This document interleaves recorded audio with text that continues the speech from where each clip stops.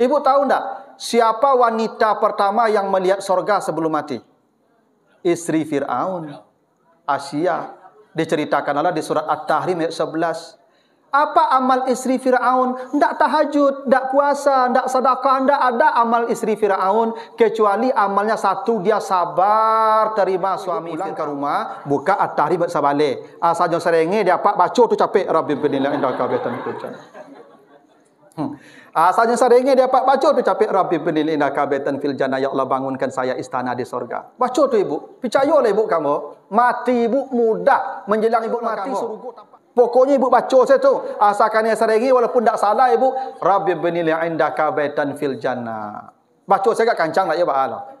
Ya mungkin kau nyatanya dapat terangkan. Ada cuk-cuk baca tu Nyata, baca tu je. Ibu jawab saya elok doa isteri Fir'aun ya.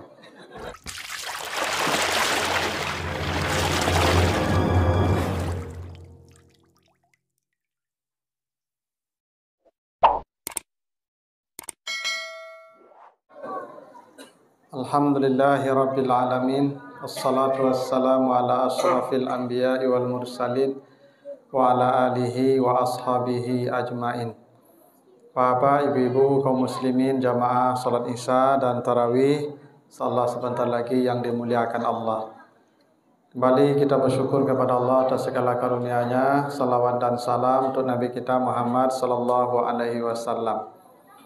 Bapak Ibu yang saya muliakan, malam ini kita akan bahas surat An-Nazi'at ayat 1 sampai 4. Kita baca ayatnya. A'udzubillahi minasyaitonirrajim. Wan-nazi'ati gharqa wan-nasyitati nashta was-sabihati sabha fas-sabiqati sabqa. Demi malaikat-malaikat yang mencabut nyawa dengan sangat keras. Demi malaikat-malaikat yang mencabut nyawa dengan sangat lembut. Demi malaikat-malaikat yang turun saling menjauh. Dan demi malaikat-malaikat yang berlomba saling mendekat. Nah itulah arti sederhananya surat An-Nazi'at ayat 1 sampai 4. Ayat ini Bapak dan Ibu menjelaskan tentang petugas-petugas dari malaikat yang diberikan wewenang oleh Allah untuk mencabut nyawa manusia dan mengantarkan ruh itu kelak ke alam barzah. Jadi Bapak dan Ibu, kita ini semua akan dimatikan oleh malaikat maut. Begitu kata Allah di surat As-Sajadah, Qul yatawaffakum malakul mautil ladzi wukila bikum. Kamu semua akan dimatikan oleh malaikat maut. Malaikat maut itu apa Ibu? Bukan nama malaikat. Malaikat maut itu nama kesatuannya, kementeriannya lah. Jadi kementerian yang mengurusi nyawa, ya mencabutnya sampai mengantarkan ke alam barzah, itu namanya malaikat maut. Nah, nanti ada GM-nya itu, general manajernya, itu Israel namanya. Atau menterinya lah. Nah di bawah itu ada dirjen-dirjennya, ada kabak-kabaknya, sampai paling bawah itu ada eksekutor lapangan. Nah yang di surat An-Nazi'at ini Allah menjelaskan para eksekutor itu. Mereka yang bertugas di lapangan mencabut nyawa manusia dan mengantarkannya ke alam barzah. Jadi ketika manusia akan mati Bapak Ibu, ada 4 jenis malaikat yang datang. Jadi tidak satu. Jadi malaikat itu jenisnya ada 4. Dan Bapak Ibu boleh pesan dari sekarang. Karena malaikat yang akan datang mencabut nyawa kita sifatnya delivery, pesanan. Bapak Ibu pesan yang mana pasti dia datang sesuai pesanan. Supaya tidak salah pesan, saya jelaskan sekarang nih. Supaya Bapak Ibu hati-hati pesannya jangan salah pesan. Karena jenisnya ada 4. Mari kita lihat satu-satu. Anak apa yang disudui tolong suaranya ya. Jangan catat saja. Nah, pertama kata Allah namanya Wan-Nazi'at, malaikat yang mencabut dengan keras. Bapak Ibu kalau buka kamus bahasa Arab, cari kata nun zai ain, naza'a, artinya yang mencabut dengan keras. Jadi kalau Bapak Ibu tanya, Ustadz, sakitkah mati? Sakit sekali Bapak Ibu. Kalau malaikat yang datang nanti Wan-Nazi'at yang mencabut dengan kasar dan keras. Sakit sekali mati itu, karena mati itu puncak sakit. Bapak Ibu sering sakit kan? Sakit kepala, parut, lutut, kaki ya. Alun mati lah kan? Alun puncak sakit mah. Asal puncak sakit mati tu. Ya, karena mati itu puncak sakit. Gini. Dalam kitab Ihya Ulumuddin, Imam Al-Ghazali menukil sebuah riwayat. Jadi Nabi Isa itu kan bisa menghidupkan orang mati atas izin Allah. Jadi pernah satu kali Nabi Isa itu lewat di sebuah kuburan bersama murid-muridnya. Murid-muridnya minta, ya Nabi Allah, tolong mintakan ke Tuhan, tolong orang mati ini yang di bawah tanah ini tolong hidupkan.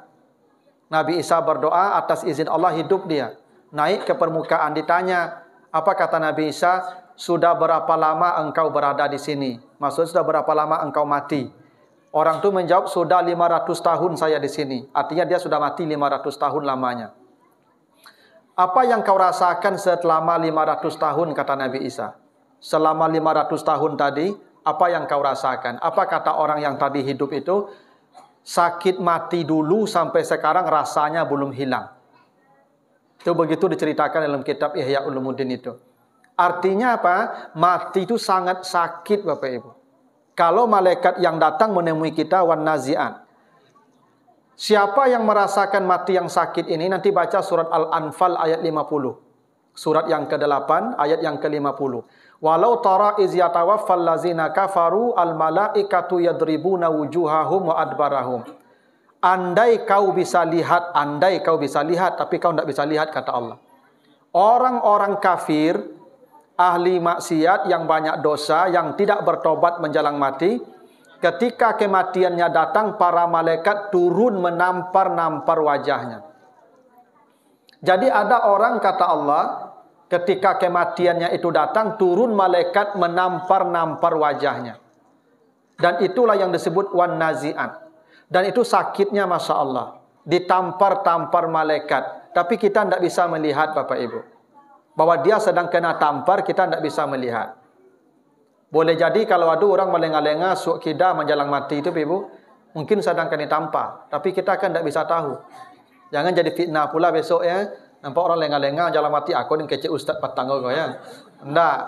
Kamu tidak bisa lihat. Kata Allah di surah Al-Waqi'ah, kalau Bapak baca Al-Waqi'ah nanti ayat 83, 84, 85, falaula iza balagatil hulkum, ketika nyawa orang ditarik oleh malaikat sampai ke tenggorokan, kata Allah, wa nahnu akrabu ilaihi minkum walakin la tubsirun.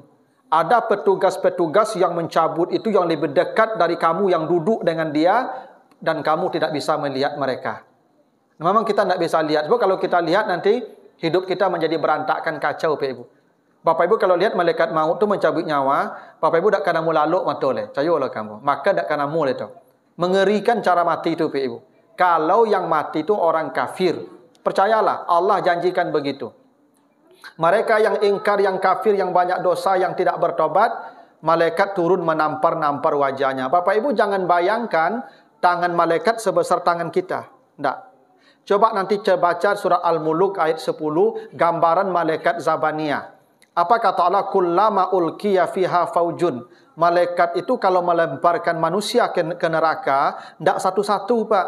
Jadi kita masuk neraka, nauzubillah. Itu masuk neraka, penghuni neraka itu dilemparkan tidak satu-satu. Faujun, satu rombongan. Jamaknya afwaja. Kata Nabi, manusia yang dilempar ke neraka itu, yang satu rombongan itu, kata Nabi, 4.000 orang. Baragadang malaikat Pak. Dan jangan pula Bapak Ibu membayangkan orang kalau masuk neraka itu badannya sebesar-besar kita. Tidak. Dalam hadis Bukhari disebutkan, manusia sebelum dimasukkan ke neraka, badannya dibesarkan Allah sebesar-besarnya, hingga dirsuhu mislal Uhud, satu giginya sebesar bukit Uhud. Tak mau dikata, oh, gigi segadang bukit Uhud, segadang apa palo tu Ibu tu. Tak tanggung gadang lo Pak.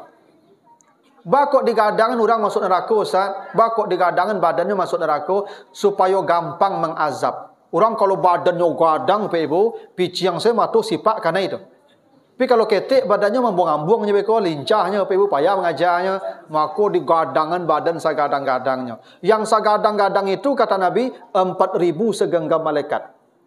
Cuma gadang tangan, itu yang kamar lampang-lampang orang yang akan mati itu. Pedih mati itu, sakit. Kalau yang datang wan naziat. Tapi ada yang kedua namanya wan nasyitat.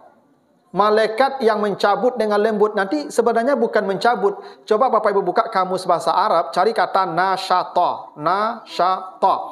Artinya nasyata itu aktif dan rajin. Apa ciri orang rajin? Orang rajin tidak perlu disuruh. Orang rajin belum disuruh dia sudah berangkat tuh. Itu ciri orang rajin. Ada orang ketika mati itu malaikat seakan-akan tidak mencabut nyawanya. Hingga dia yang mati itu tidak tahu kalau dia sudah mati. Ada Bapak Ibu nanti orang mati, dia tidak tahu kalau dia sudah mati. Ginilah. Tidur itu kan mati itu. Bismika Allahumma ahya wa bismika amal. Bapak Ibu tahu tidak kalau tidur? Tidak. Kapan tahu tidur? Ketika sudah bangun, tak kalau ambo tadi. Persis mati seperti itu. Mati itu persis seperti itu. Kita tidak tahu kalau kita sudah mati. Seperti kita berjalan-jalan padahal kita sudah mati. Nanti baca cerita Uzair di surah Al-Baqarah ayat 259. Uzair itu sudah dimatikan Allah 100 tahun.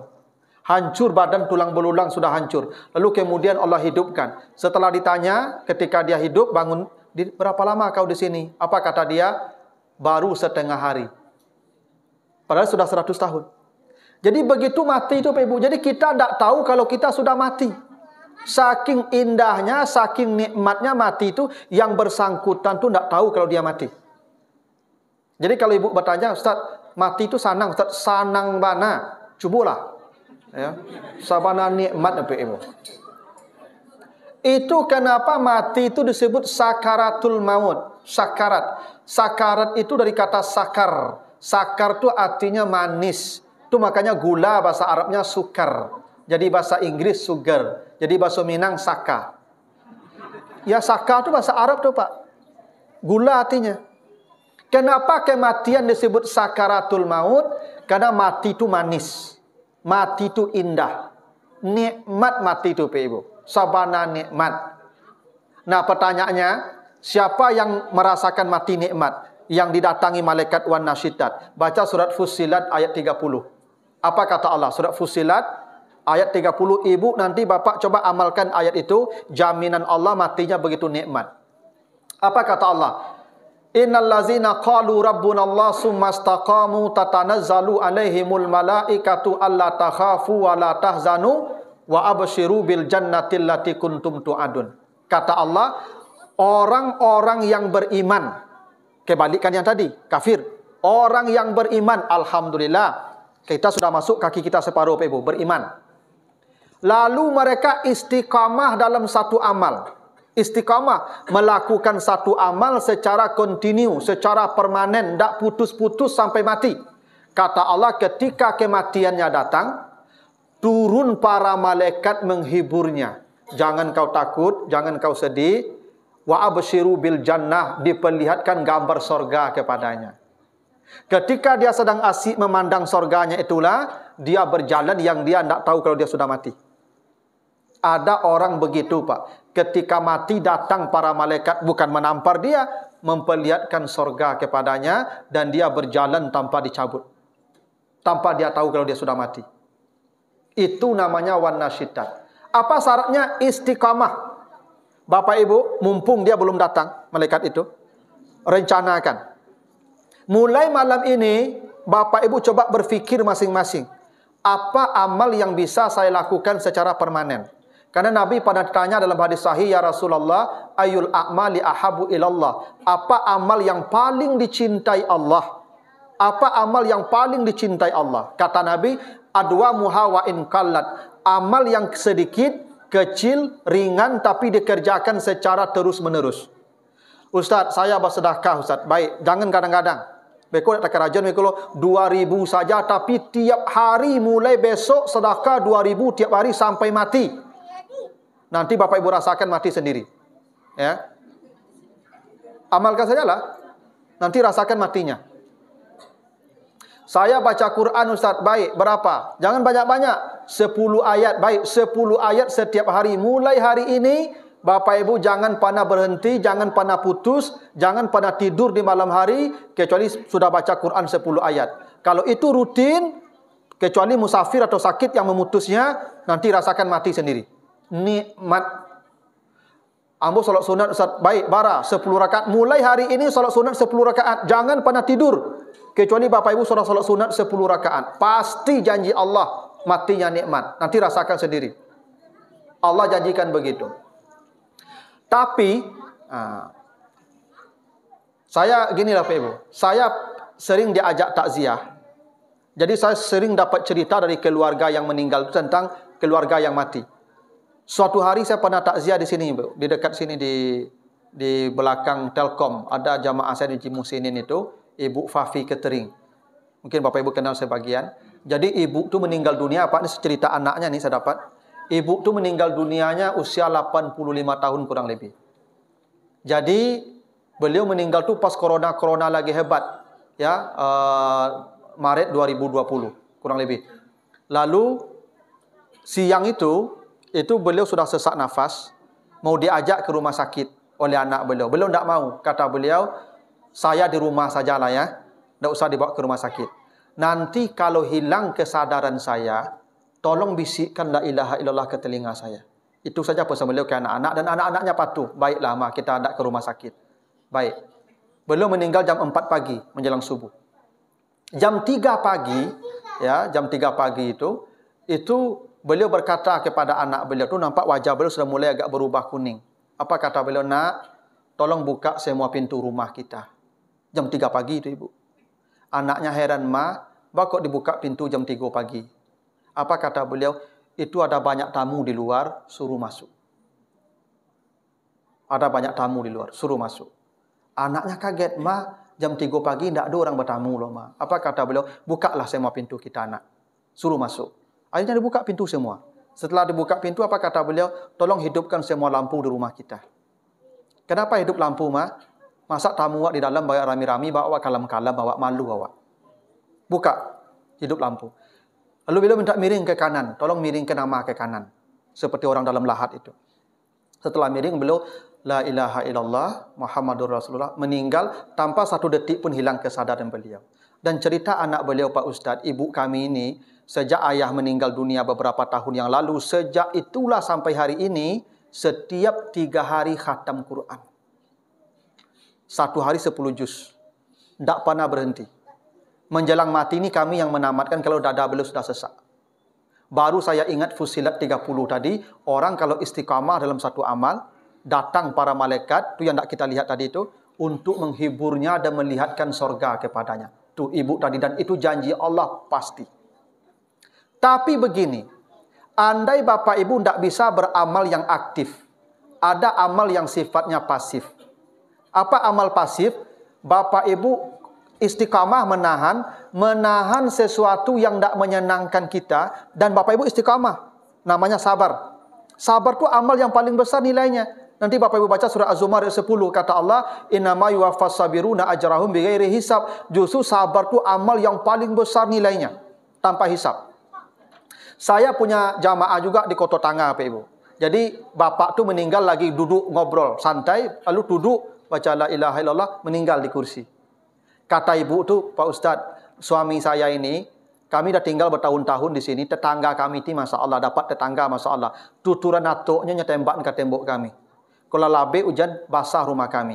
Ambo sati hujan ke komplain ke tetangga, oleh apa ko, nyotagahan tori. Jangan pernah komplain ke tetangga kita. Kenapa begitu? Dia pasti tahu atap rumahnya ke tembok kita.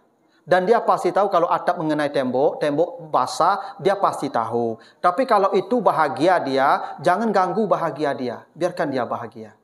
Sampai mati bapak itu tidak pernah mengganggu. Itu namanya istiqamah, Ibu. Sabar. Itu amal pasif namanya. Kalau ada yang tidak menyenangkan hati, Ibu tahan sampai mati. Istiqamah. Iya. Itu makanya ibu-ibu, iya Ibu. Ibu kalau kane sarenge dia Pak, tidak salah ibu yang sarenge jo, ibu tahan. Dan kamati mudah ya tahan. Dan kamati lama. Iya. Asa kane sarenge ibu dia Pak, pokoknya ibu tahan, saya sabar. Nah, ibu-ibu yang penjawe itu payah mati besok do cayo lah kamu. Tak percaya ibu cubalah. Ibu-ibu dia suka menjawe, itu mati payah tu. Ya. Ibu tahu enggak siapa wanita pertama yang melihat sorga sebelum mati? Istri Fir'aun, Asia. Diceritakan Allah di surat At-Tahrim ayat 11. Apa amal istri Fir'aun? Tidak tahajud, tidak puasa, tidak sedekah, tidak ada amal istri Fir'aun. Kecuali amalnya satu, dia sabar terima suami Fir'aun. Tiap hari kena lapak, kena sipak, kena pijak setiap hari. Dia hanya berdoa, doanya diabadikan dalam Al-Quran. Baca At-Tahrim 11, Rabbi bni li'indaka baitan fil jannah. Ya Allah, bangunkan saya istana di sorga. Ini doanya diabadikan Allah untuk diperlihatkan sorga menjelang mati. Ibu kalau ingin melihat sorga menjelang mati, itu amalnya. Mulai beko ibu pulang ke rumah, buka At-Tahrim sabale. Asalnya serenge dia pak baca tu capek Rabbi bni li'indaka baitan fil jannah. Asalnya seringnya dia baca tu capek Rabbi bni li'indaka baitan fil jannah, ya Allah bangunkan saya istana di sorga. Baca tu ibu. Percayalah ibu kamu.